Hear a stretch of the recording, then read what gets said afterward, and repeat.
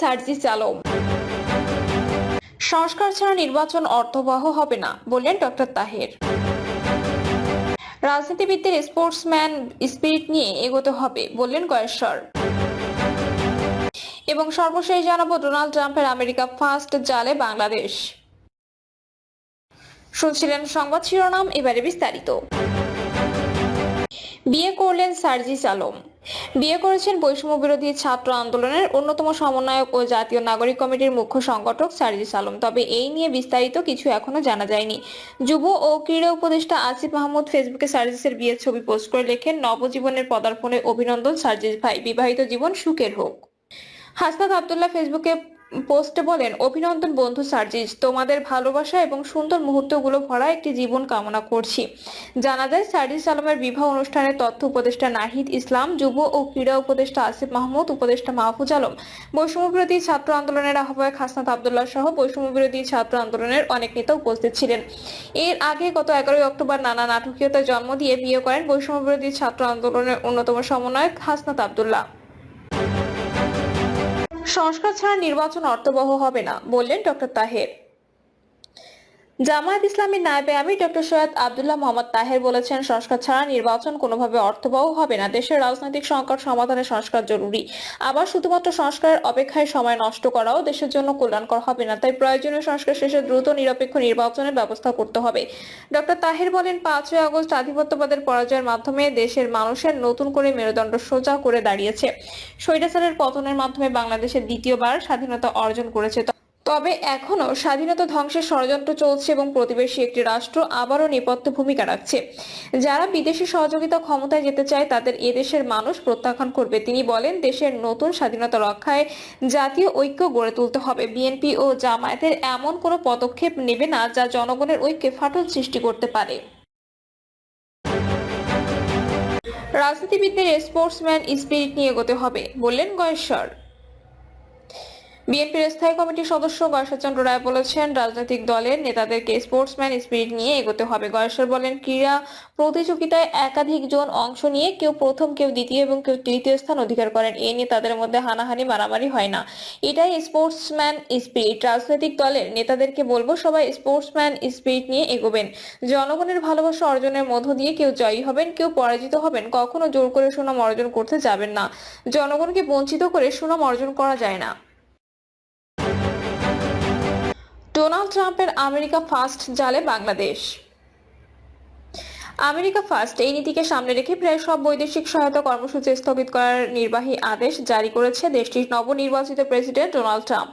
আপাতত 3 মাসের জন্য স্থগিতাদেশ দেওয়া হলেও বাংলাদেশ চলমান শতাধিক প্রকল্পে এর প্রভাব পড়তে যাচ্ছে। এর ফলে বাংলাদেশে খাদ্য নিরাপত্তা, স্বাস্থ্য, সুশাসন, শিক্ষা ও পরিবেশ সংরক্ষণ সহ বিভিন্ন খাত যেমন ক্ষতির মুখে পড়তে যাচ্ছে, তেমনি পড়তে যাচ্ছেন সংশ্লিষ্ট প্রকল্পগুলোতে কর্মরত কর্মীরা। তবে রোহিঙ্গাদের খাদ্য ও পুষ্টি কার্যক্রমের অর্থায়ন বজায় রাখবে বলে জানিয়েছেন বাংলাদেশের প্রধান উপদেষ্টা প্রেস উইং। বাংলাদেশ সহ বিশ্বব্যাপী যুক্তরাষ্ট্রের সহায়তার উল্লেখযোগ্য অংশ পৌঁছায় United states agency for international development বা ইউএসএইড এর মাধ্যমে। সংশ্লিষ্টদের তথ্য মতে 2017 সাল থেকে রোহিঙ্গা সংকট মোকাবেলায় $2.5 মিলিয়ন বেশি মানবিক সহায়তা প্রদান করেছে যুক্তরাষ্ট্র। এছাড়াও গত 50 বছরে জনস্বাস্থ্য, শিক্ষা, জ্বালানি, পরিবেশ, খাদ্য নিরাপত্তা, প্রাকৃতিক দুর্যোগ মোকাবেলা এবং আরও অনেক ক্ষেত্রে $8 বিলিয়ন বেশি সহায়তা দিয়েছে যুক্তরাষ্ট্র। সর্বশেষ 2021 সালে বাংলাদেশকে $500 বিলিয়ন, 2022 সালে $470 বিলিয়ন, 2023 সালে $490 বিলিয়ন এবং 2024 সালে $450 মিলিয়ন সহায়তা দিয়েছে দেশটি। এখন অর্থায়ন স্থগিতের ফলে শুধু ইউএসএইড সংশ্লিষ্ট প্রকল্পগুলোতেই নয়, প্রভাব পড়বে UNICEF, save the children, UNDP সহ আইসিডিডিআর বির মতো স্বাস্থ্যসেবা প্রতিষ্ঠানগুলোর উপর। Alliance for combating TB in Bangladesh নামে প্রকল্পের মাধ্যমে আন্তর্জাতিক উদারময় গবেষণা কেন্দ্র বাংলাদেশের টিবি নিয়ন্ত্রণ কর্মসূচিতে বড় অর্থায়ন রয়েছে ইউএসএইড এর। শুধু অর্থায়ন বন্ধ হওয়ার খবরে আইসিডিআরপি পরিচালিত বিনামূল্যে জিন এক্সপার্ট কার্যক্রম বন্ধ হয়ে গেছে। এমনকি আইসিডিডিআরবির সব টিবি প্রজেক্ট আগামী 3 মাসের জন্য স্থগিত করা হয়েছে।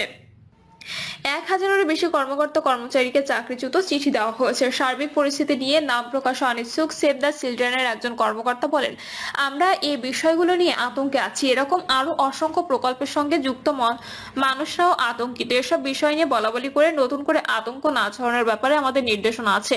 দিন শেষে আমরা সবাই চাই যেন ক্ষতিকর কিছু না ঘটে। নাম প্রকাশে অনিচ্ছুক আইসিডিডিআরবির একজন কর্মকর্তা বলেন, আর্থিক সহযোগিতা বন্ধ হয়ে গেছে এটা বলা যাবে না। এটাকে সাময়িক সাসপেনশন বলা যেতে পারে। এই সময় তাদের প্রকল্পগুলো রিভিউ করার পর আবারও নিশ্চয়ই চালু করবে। সবাই কিন্তু এফেক্টেড হবে না, এফেক্টেড হবে জেন্ডার গভর্নেন্স এনভায়রনমেন্ট রিলেটেড অ্যাক্টিভিটিগুলো। তারা ইতিমধ্যে স্পষ্ট করে বিষয়টা জানিয়ে দিয়েছে, কিন্তু হেলথের বিষয়ে তারা ওভাবে কিছু বলেনি। সুতরাং আমরা নিরাশ হচ্ছি না। তিনি আরো বলেন, আইসিডিডিআরবি গবেষণা প্রতিষ্ঠান, আমাদের সবকিছু ইউএসএইড ফান্ডেড না। একটা কার্যক্রম শুধু আছে। এই কারণে আমাদের চেয়েও আরো অনেক সংস্থা প্রতিষ্ঠান আছে যেসব বান্দরবানে সরাসরি ইউএসএইড ফান্ডেড একটা ক্লিনিক আছে। পুরো বান্দরবানে আরো কোন ক্লিনিক নেই। ওরাও তো এখন ইনফেক্টেড হবে, হয়তো এটা বন্ধ করবে না। প্রভাব পড়বে টিকা স্যানিটারি পণ্যেও। ইউএসএইড পরিচালিত বেসরকারি প্রতিষ্ঠান সূর্যের হাসি ক্লিনিক বিনামূল্যে ইপিআর টিকা দেওয়ার পাশাপাশি পরিবার পরিকল্পনার জন্য বিনামূল্যে গর্ভনিরোধক ট্যাবলেট ও কন্ডম বিতরণ সহ নানা ধরনের সেবা দিয়ে থাকে। 1997 সালে ইউএসএইড এর অর্থায়নে প্রতিষ্ঠিত সূর্যের হাসি ক্লিনিক নিরাপদ প্রসব, মাতৃ ও নবজাতকের যত্ন, টিকাদান এবং পরিবার পরিকল্পনা সহ অন্যান্য সেবার ক্ষেত্রে ধারাবাহিকভাবে ইতিবাচক প্রভাব ফেলছে। বিশেষ করে জন্মের পর শিশুদের নানা ধরনের টিকাদানের সব শ্রেণী পেশার মানুষের কাছে একটি বিশ্বস্ত নাম হয়ে উঠেছে সূর্যের হাসি ক্লিনিক। যুক্তরাষ্ট্রের অর্থায়ন বন্ধের ফলে তাদের বেশ কিছু কার্যক্রম হুমকির মুখে পড়েছে। নেতিবাচক প্রভাব পড়বে সোশ্যাল মার্কেটিং কোম্পানিতেও, শুধু ঔষধ শিল্পেও নেতিবাচক প্রভাব পড়বে। বাংলাদেশের স্বাস্থ্য সেবায় বড় সহজীকরণ করার ক্ষেত্রে বেশ কিছু যুগান্তকারী অর্জনে অবদান রাখতে সহায়তা করেছে ইউএসএইড। 1940 সাল থেকে সংস্থাটি প্রথম দেশ হিসেবে বাংলাদেশের ওষুধ ও প্রসাধনী পাশকে সমর্থন দিয়ে আসছে। পাশাপাশি নকল ওষুধ ব্যবহারের উপর কঠোর আইন প্রবর্তন করা সহ ওষুধ রপ্তানিকে আরো উপযোগী করে ভোক্তাদের নিরাপত্তা নিশ্চিতে অবদান রাখতে কাজ করছে। কিন্তু তাদের অর্থায়ন বন্ধের সিদ্ধান্তে ওষুধ শিল্পের ওপর প্রবর্তিত আইনগুলো দুর্বল হওয়ার পাশাপাশি লাখ লাখ মানুষকে অনিরাপদ ওষুধের মুখোমুখি হতে হবে। এছাড়াও দেশের বৃহত্তম রপ্তানি খাত ওষুধ শিল্পের ওপর এর নেতিবাচক প্রভাব পড়বে বলে মনে করে সংশ্লিষ্টরা। এমনকি এই ধরনের সিদ্ধান্ত দেশে অপুষ্টির মাত্রা বাড়িয়ে দিতে পারে, শিশু ও মাতৃস্বাস্থ্যে নেতিবাচক প্রভাব ফেলবে এবং লাখ লাখ দুর্বল ব্যক্তিকে ঝুঁকির মধ্যে ফেলে দিতে পারে বলেও মনে করে তারা।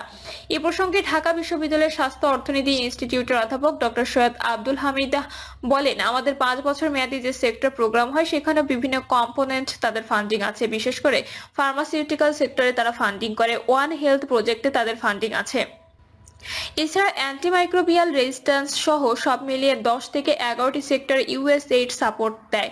এমনকি শুধু স্বাস্থ্য সেক্টরই নয়, আরো অনেকগুলো সেক্টরে তারা সহযোগিতা করে। ইউএসএইড এর অর্থায়নে 2020 সালের মাঝামাঝিতে